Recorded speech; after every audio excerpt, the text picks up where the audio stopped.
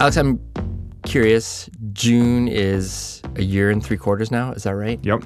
Yeah. Nice memory. Little baby June's not so little anymore. She's toddler June now. She's pretty feisty. Yeah.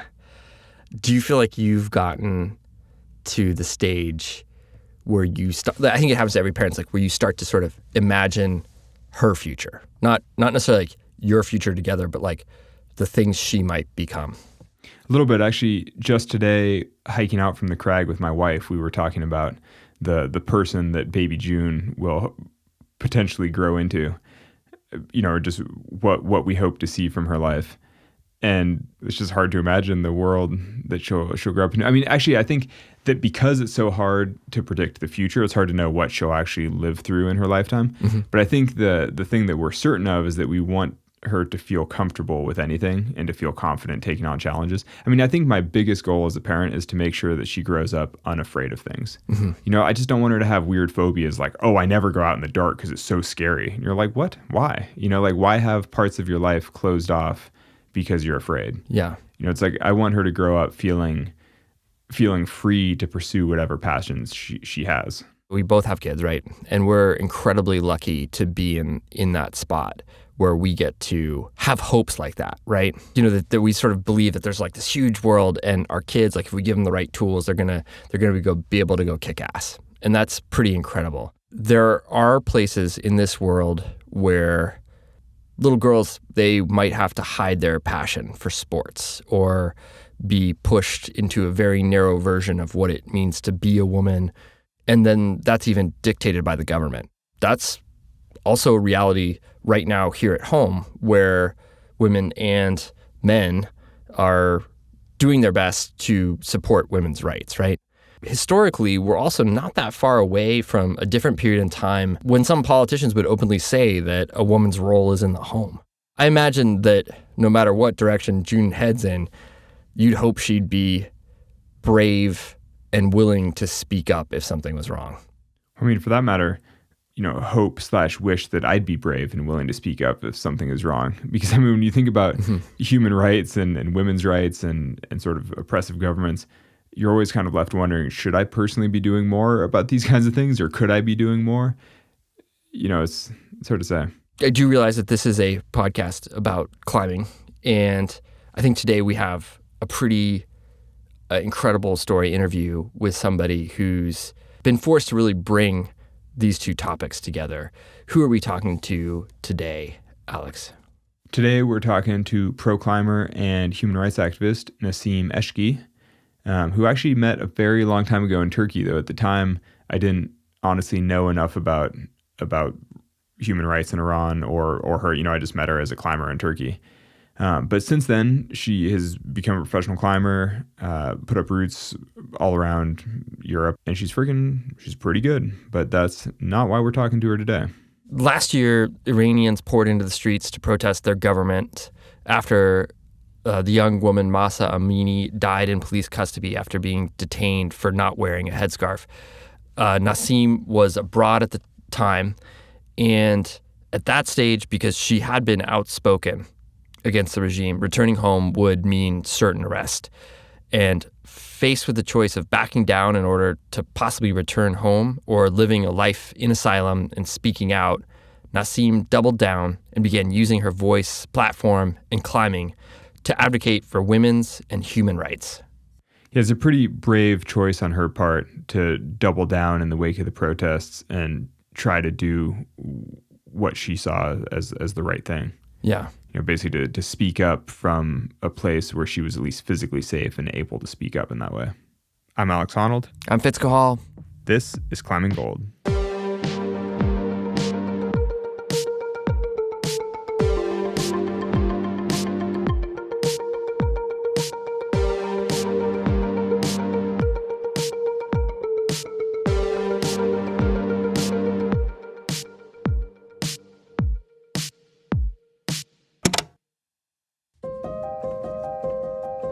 When I was a child, I was an active girl, which liked to do exercise, like kind of hyperactive.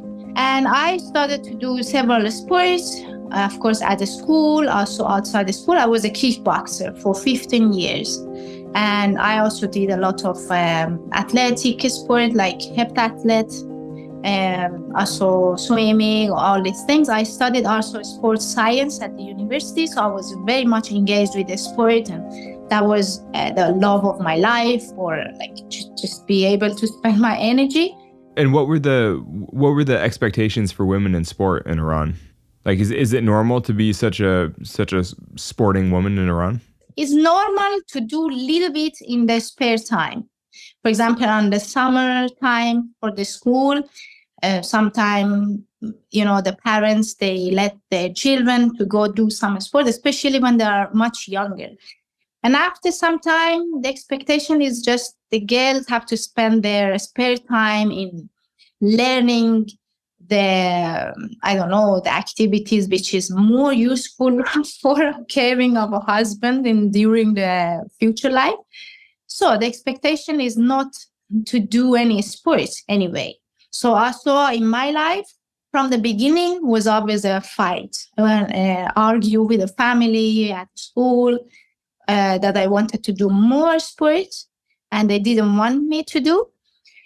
But then I was escaping from the lessons at the school, going to do my kickboxing. So it was always a constant battle until when I was at university, or when I found a job to have some little bit of income, then I could be more independent. So it's always going in this direction. You mentioned the social pressure, sort of like the Iranian cultural view around women with exercising, but what did your family think about it? I mean, you say that there was constant tension, but was your family supportive of you being sort of an elite kickboxer, or, becoming a climber, like any of that? No, never. I never had the support from the family. I just had so much energy and I felt I want to do the sport. And as a very young girl, or, like a group of friends which you meet in the sport, you feel more comfortable with them. So I wanted to spend more time with them. So no, they never supported, and they tried to stop me of going. And I was going hidden, like instead of the hours of the school, sometimes I was going to do the sport. So anyway, they always expected me to have a high rank at the school, and I had it. So if my school rank was lower, then it would make a bigger problem. I was exactly the same way with climbing, with spending too much time climbing, not doing schoolwork, but my school ranking was high enough, so nobody's complaining. So you're just like, I just spend my time climbing as long as school is still okay. And then eventually I just left university to go climb full time. Yeah. But it's the same. It's the social expectation. It's like, as long as you're meeting the required minimum, it's like, as long as you're doing okay, then nobody complains. You're just like, I can just spend my time climbing. Yeah, I mean, that's very true. But also, if our score at the school is higher, is not an okay thing to go to do any sport. But what I was trying, it was that they don't come down. My score doesn't come down.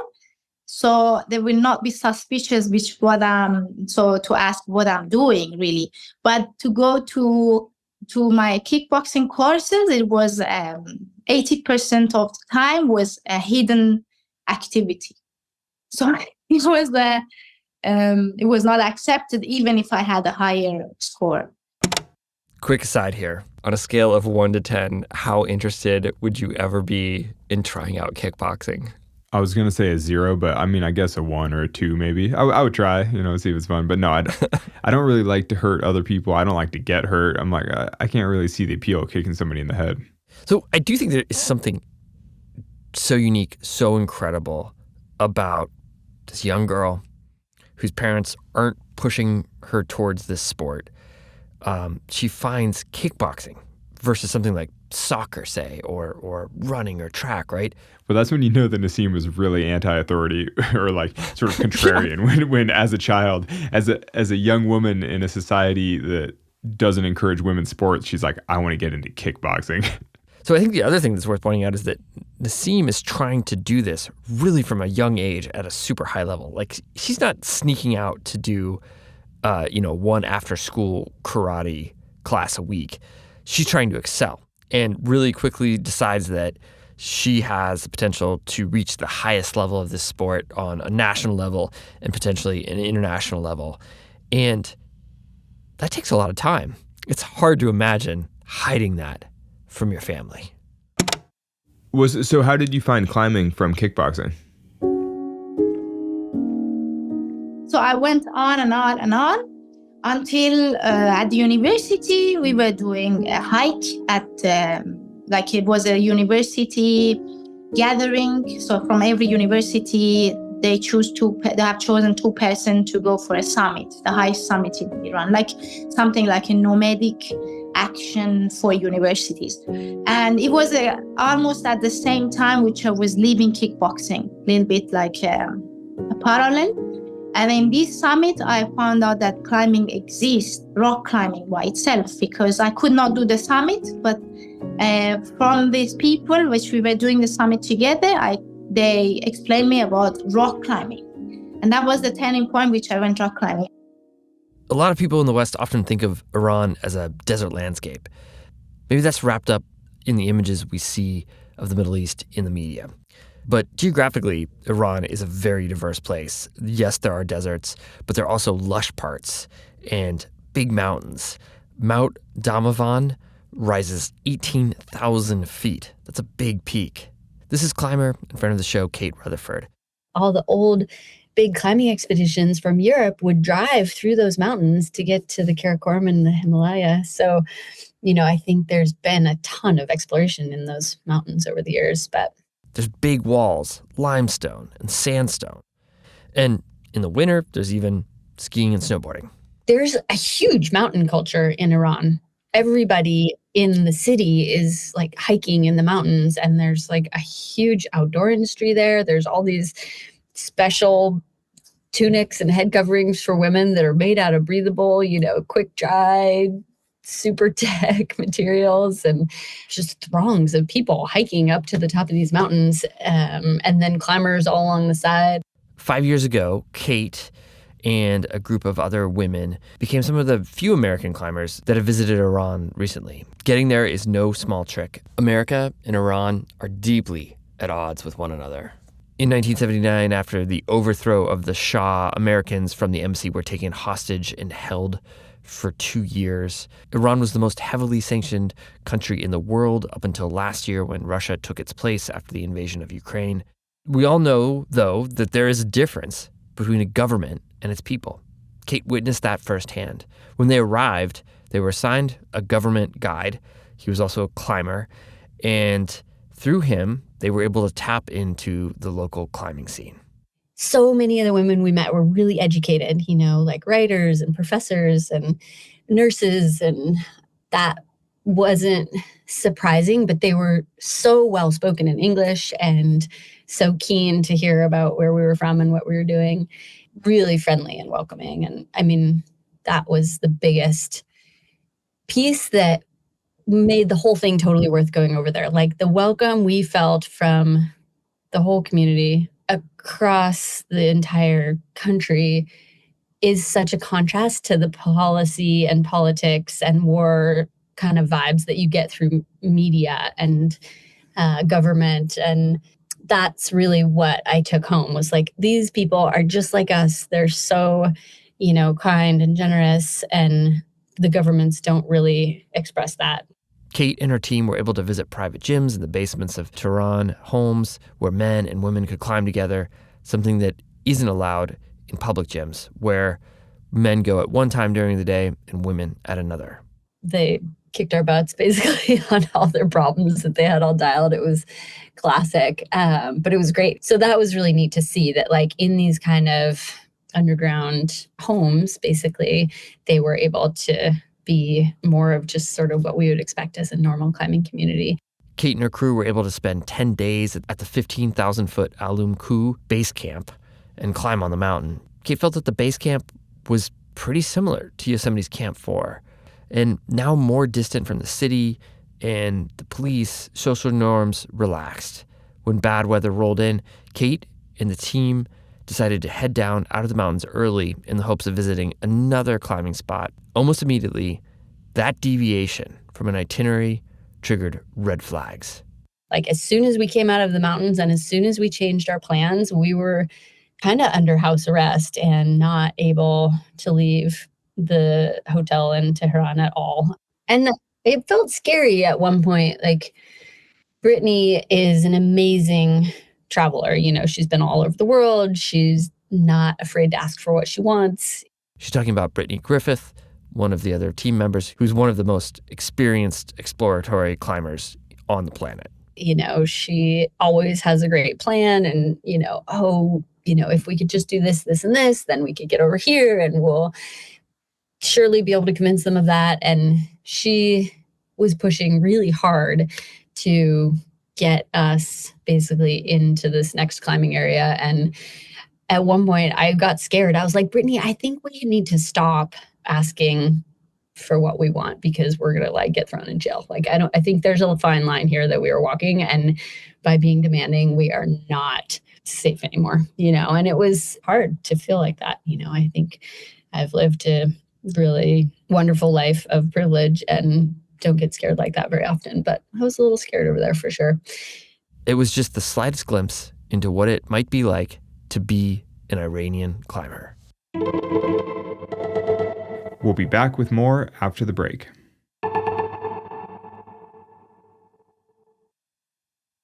I've been chosen to go for international competition for kickboxing. To go for international competition outside Iran, there will be camera people, filmmaker, there will be public audience.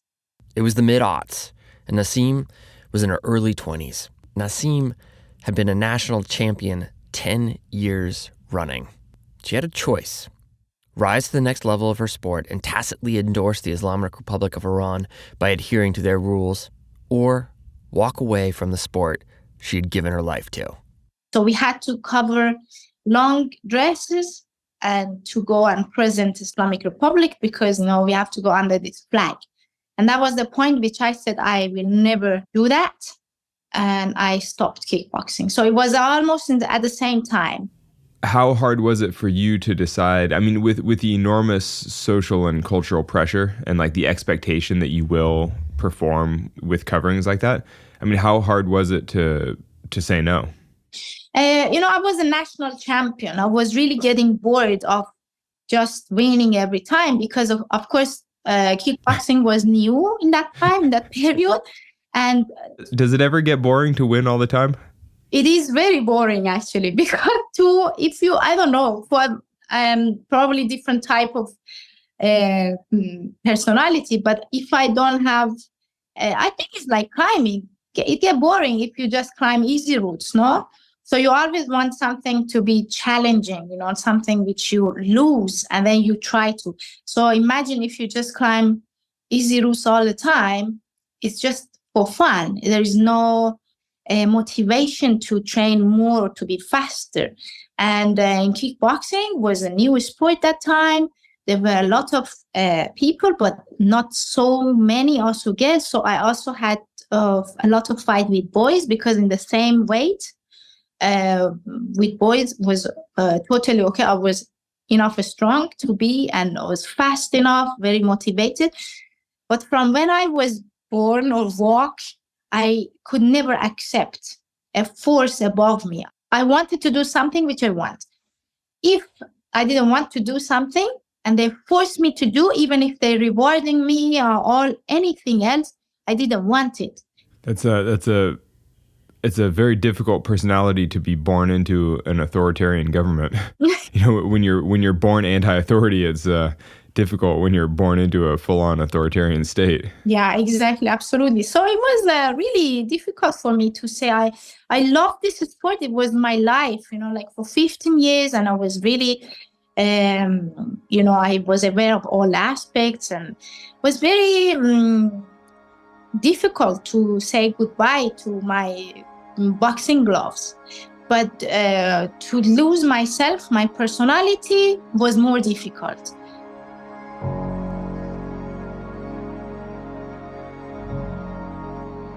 Climbing fell into my life, and it was outside, and I fell in love with climbing because it was outdoor climbing. And I felt, this is an area which we are not dependent on opening hours of the sport complex, or like men and women have to go in a separate timing in all the sport complex anyway. But outside you could just go whenever. It depends on your partner, your group, and that was a very bigger world for a sport. And I found it very fascinating, and being in the nature was just a complete, like it was just cherry on the cake. And how old were you when you found climbing? I was 23. And it was a kind of time that I was a little bit independent because of my income. I could work partly, and this made me really more independent, but still going home late was a problem. Being with other boys was a problem, also from the family, also from the society. Being arrested with other boys in the climbing crag, and then they called to my family, was a disaster. And all this. Can you talk a little bit about what the day-to-day, like what it means to be a climber in Iran? Because I think for people listening, we have a good sense of what it means to be a climber in the US. It's like you can go to a gym, you can hang out with your friends, you can, and there are different groups of climbers that do different types of climbing and things like that. But, what does it mean to be a climber in Iran? Going for outdoor climbing around Tehran, because Tehran is based on the mountain called Tochal, and there are some rocks around, but it's 1.5 hours minimum driving to a very good crag, and you can learn everything there from face to overhang to crack. It's a very privileged crack in Iran. And to go, the first level is to convince the family, because a lot of families, they don't want their girls go anywhere without them, only at university or work or the husband house.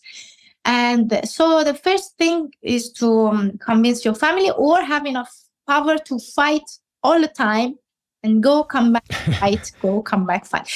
And so did you fight or convince? Fight. As a 15-year kickboxer, there's really only one way, right? You just have to fight. Even now, my family, of course, I am not living with them from a long time ago, even when I was in Iran. But even now, they don't understand why I climb. So never convince. And they fight. So then when you go to the street, you have this morality police, which if you little bit colorful, or if you don't dress really well, you get arrested. The guidance police, or morality police, is a sector or squad in Iran that enforces Sharia law. They've been around in one shape or form since the 1979 revolution, when the Shah was removed from power and replaced by the Islamic Republic and the Ayatollah. Essentially, the morality police govern the populace's behavior. Most notably that women correctly wear the hijab, but everything from how hair is cut and worn to clothing and male and female interactions in public fall under their jurisdiction. So you can get arrested on the way to arrive at the crack or gym. And then when you are at the crack, then there are some conservative people at the crack, which are climbers, and then they are starting to pressure you. If you are with a boyfriend or with your husband, it's a different situation. And if you are always alone there, or you just climb with random people, it's possible. Not all the boys and men are having this conservative attitude. A lot of them are very open-minded. But the society is making the situation that even if they're open-minded, they're afraid to get close to you if you're very open. When did you have the first opportunity to travel outside of Iran? Like, when did you get to see for the first time that conditions in the rest of the world were very different? I was about 25. I went to United Arab Emirates because I had a lecture which was doing some work there, so I went to help him. Then when I was there, somebody asked me if I have a coaching certificate, which I had, for rock climbing. And I became a climbing instructor in Dubai. So then it was the stuff in being outside. Even so, it was not the best country to go as an outdoor climber, but it was just outside Iran, and I wanted to see other people. I could see, for me, was a really something which was, you think you rebirth again. Like when you are in Iran, for example, the situation with homosexuals, you feel this is correct, what they do. I mean, they shouldn't be together. Like, this is what you learn in Iran. Nasim's referencing the fact that same-sex relationships are punishable by death in Iran. While violence against LGBTQ communities certainly happens in other countries, Iran is currently the only country on the planet that enacts this policy. This first trip away from Iran was an eye-opening experience for Nasim. When you come out, you see people live in peace with each other. Nobody killed them because they are homosexual or trans. And these are the really small things which maybe they don't affect my life, but it affects my brain to see why in Iran they kill people without any reason and outside no.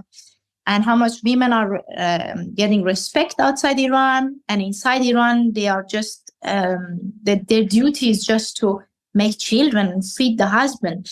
And so, when you see this, then you understand that you are getting cheated and you were brainwashed.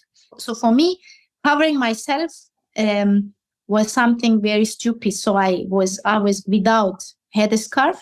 And that was also a lot of girls were coming to me and saying, maybe you put something on your hair, it's better. These people are talking behind you. And I was like, no, I don't care. If they want to call me a whore, I'm fine. I want to climb how I like. And that was how I started and how I moved in the climbing community. I became deaf and let them to say anything they wanted, but I wanted to do what I want. But were you not worried about getting arrested? We always have this in the back of our mind. And I've been also arrested several times, even at the crag. And so what happens when you get arrested by the morality police? So like the minimum is like you get arrested and you get a lot of insulting words into your face because you are fighting against God. Because these are the words of the God which rules the country. And if you don't obey these rules, you are fighting with the God. And this is the problem, which they can always give you the highest fine or highest punishment. So this is the situation. So even when we were at the crag, sometimes this happened that the police came up and everybody stopped climbing. You cannot climb separate, you go down. You cannot cover your hair, you go home. And they expected us to put a curtain between the crag. So half of us women climb in the left side of the crag and men climb. And it's just like, wow. So the lucky point is for us was always when we go to the climbing crag, most of the crags you need to walk the beginning, like maybe 20 minutes in this steep trail. And our police is not very fit in general. Same in the US. Yeah.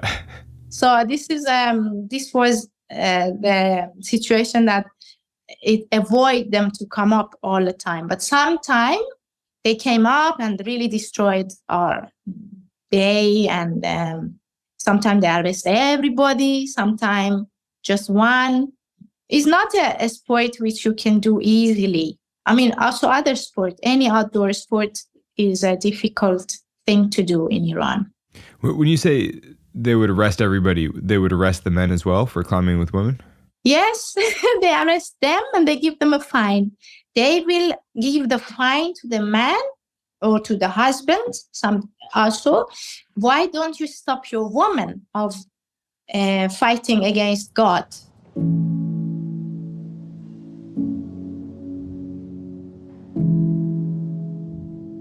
Nasim quickly made a name for herself in the climbing community. People took notice of the passion for it, and she had raw talent and a tenacity to climb bigger and harder projects. Nasim's tick list grew quickly, But she needed new terrain to grow, so she started to bolt new routes, putting up first ascents and first female ascents on hard sport, trad, and alpine lands all over Iran and other countries, including Turkey, Georgia, Armenia, India, and across Europe. She climbed 514, and her growing resume drew in sponsors like RAB and DMM. They also caught the attention of Western filmmakers. And when did you produce the film that you made, Climbing Iran? I was still living in Iran. Then this one woman, there were several people who were interested to make the movie. And I always said no to all of them. I brought excuses. And I didn't want, because I was really in the shadow. In Iran, I stayed in the shadow of the mountain and climbed for myself. And the movie would bring me out of the shadow. The film screened as part of the European Outdoor Film Tour, Europe's equivalent of the Banff Mountain Film Tour, and reached hundreds of thousands of people. Back at home, the fact that Nasim was part of a documentary critical of the government would not go unnoticed. The problem is when your face is publishing as a public figure in Iran, then when they know you, then the way I was dressing, I climbed with bikini or tops or without any scarf on my hair, this became really big problem. So I said no to everybody who come close to me to film. I said no. Unless this woman, Italian woman, who really, he was not also a climber. And that was a double excuse for me. Not an excuse, it was just obviously the obvious that, no, you don't know anything about climbing. How can I explain you about the grading system, the difference between bouldering and trad climbing? So it was a no for me. But she went, she studied, she came back. She tried 2 years to convince me that she will never do anything which put my life in danger. And so anyway, we started together to make this movie. When she edited the movie, the whole movie finished. I said, no, you cannot publish this because it was too dangerous for me. And then they changed the edit, because then I could, if in case I would be arrested, I would say I didn't know. I didn't say anything against Iran or the regime. So they made this outside Iran and it's not in my hand. So to protect me, she changed the whole edit once more, like a lot of effort. When you made the film Climbing Iran, were you still expecting to live in Iran? Because now you're living in Italy, basically as an asylum seeker. Did you know that you were going to leave Iran anyway? Because if you knew that you were going to leave, why not just be public and vocal about criticizing the regime? Yes, but I didn't want to leave because I was thinking I'm so useful in Iran. I can bring information from outside. I can empower other girls in Iran, which they have the same difficulties as me, because it was difficult for me to get to the point to empower myself. And now I had this power to give to other girls. And I found it a very good work for me to start. Even one girl, empower one girl was very valuable for me. So I didn't want to leave Iran. We'll be back with more after the break.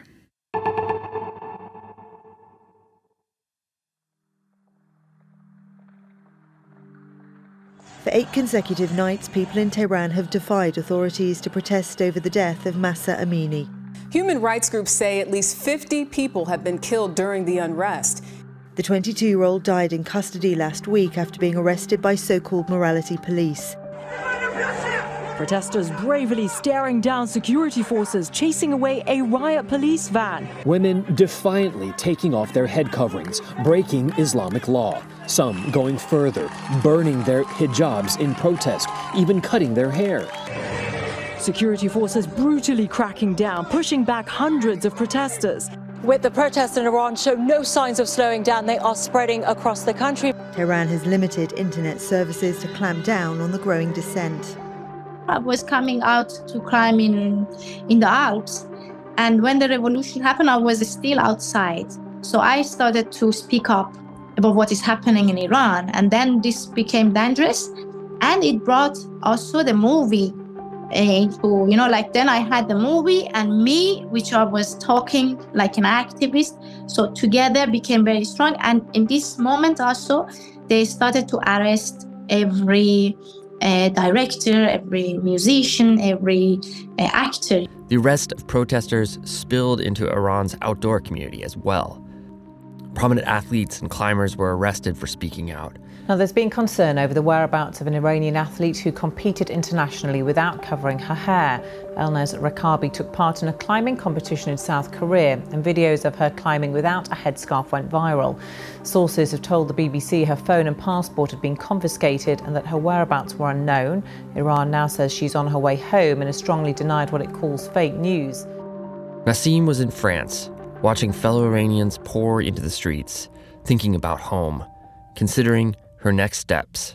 And I was sure as soon as I enter the airport, there is no way out. I will be directly into the prison. So I had to think about what can I do. I had just a luggage with me, my boyfriend, just a luggage of climbing stuff. And now we had to decide what to do. And that was a very difficult moment. But anyway, then I was thinking, if I want to be useful, is wrong idea to go back, because then I will go directly into prison.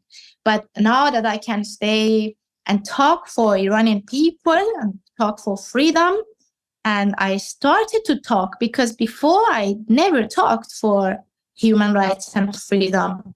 But now I started, and I found it that my platform will help me. I can do this awareness in the climbing community. When you come to the West, now that you live in Italy, what do you think are the misconceptions in the West about Iran? Do you know what I mean? Like what do you think that people in Europe or the US don't understand about the situation in Iran? From the time, especially from this revolution, I get some messages which it absolutely shows this misconception and misunderstanding. People ask me where we can donate money to support Iranian women. And I'm like, Iranian woman doesn't need money. The Western people, also US, also Europe, they think people who live in countries without freedom, they need money. That's the only thing they feel. They feel with some donation, the problem is solved. But it's not, because the problem is not the money. So I always send them the message back is like, they don't need money. They need that you make awareness around yourself. So what should climbers or people in the West do to support women in Iran? In my opinion, climbing communities, magazines, the climbers, they just have to climb. Of course, they have to do what they love to do. But also talk about something else. Global warming is a problem, but not the only one. I dropped one of my sponsors because they didn't want to talk about women in Iran. So I asked my sponsor. Which one? I had RAB and TMM. And when the revolution happened in Iran and I started to speak up, I asked both of them and I said, as an ambassador, this is my voice and I want to talk about this. I want an interview and an article. How you want, I don't know how mild or extreme you want to have it, but I don't want to just publish my climbing 8A, 8B. I don't care. I also have this voice as an Iranian woman, as an ambassador. I want to talk about this. And DMM totally refused. And they said, because we don't want to upset some of our clients. Who is your client? Okay, Saudi Arabia, we start selling army equipment to them. So I asked them directly, who are your clients? They are fascists? Who are they? Is the client who get upset if I talk about Iran is a correct client for you? Nasim left DMM as an athlete, but kept pressing, speaking out in European newspapers and magazines. In a super savvy move, she used her climbing, her love for first ascents, to garner even more attention. And then I started a new project called When the Mountains Speak.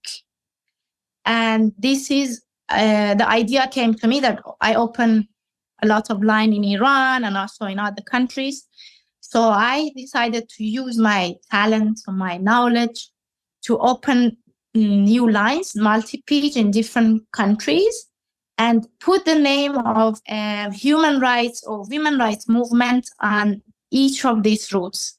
So the first one I did in France, together with my boyfriend, Sina Haydari, and Michel Piola, which probably you know. And as the first route, we called it Rise Up for Human Rights. The second one we opened in Dolomiti with, again, with my team, my boyfriend, and a mountain guide from the area, because that's why I like to respect the area together with a person, a local person. So Gianni Trepin called it Woman, Life, Freedom, a slogan of the revolution in Iran. And so I'm going to go on this project forward, and this is what I can do. I use my climbing to raise awareness and move with myself the voice which we need to hear. I really like that idea. I really like just naming routes. I mean, especially if you put up good routes and you name them after, you know, prominent slogans or activists or individuals who lost their lives to the regime. It's a good way to remember individuals as well. I mean, especially if you create good routes. Also, everywhere in the world is very masculine.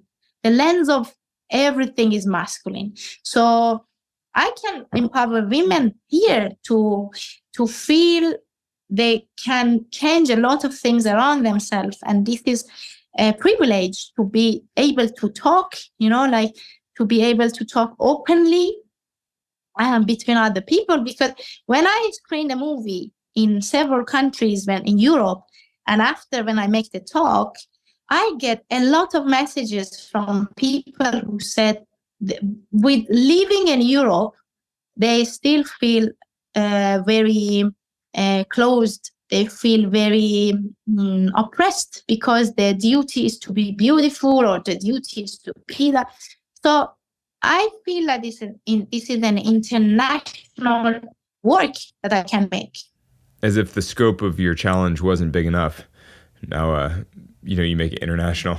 It's kind of like, I mean, I know exactly what you mean, that it's this obviously an issue that can be worked on globally, but it's like, it's already so much to just work on changing regime in Iran. When you think of it globally, does that make it feel easier or harder for you? I don't care if I can change something. I just have to move towards.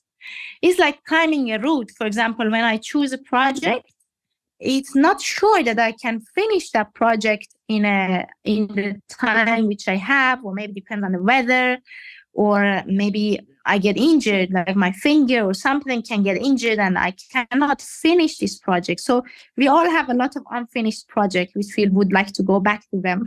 So I think this idea also is like a project. No matter what happens, I just do the move. And this move just makes me stronger, just makes me keep going, makes me busy, to feel I am a human, to feel that I'm stepping forward, not just living in the correct way. Exactly. But then what is my duty to do as a human, as a person? Maybe I cannot change the world, but I can do correct things. For example, if I see beside me they are oppressing Black person, or I don't know, everywhere this can happen, or at work, if I see something is not correct, it's just my duty to talk about this. I wish everybody would do the same, because if we all speak up, the world will be really much more beautiful. Maybe I never can change the system, which is very difficult, but it's just, I have to say it. It cannot stay in my chest forever. I say it, and we will see. Thank you, Nasim, for sharing your story with us. Nasim is currently living, working, and climbing in Italy under asylum. This fall, despite threats of violence from the government, Iranians returned to the streets on the anniversary of Mahsa Amini's death. Climbing Gold is a production of Duct Tape Then Beer. Alex Honnold is our host. Today's episode was produced and written by Marco Seiler Gonzalez and me, Fitz Gahal. Additional editing and mixing and mastering by Evan Phillips. Music today by Marcus Huber, Joya, Our Many Stars, and Sunshapes, courtesy of Track Club. Our theme music is by Brendan O'Connell. Our social media and YouTube editor is Skylar Perwins, and our executive producers are Jonathan Retzik and Ben Endy for RXR Sports, and Lisi Hendricks and Becca Cahal for Duct Tape and Beer. Thanks for listening.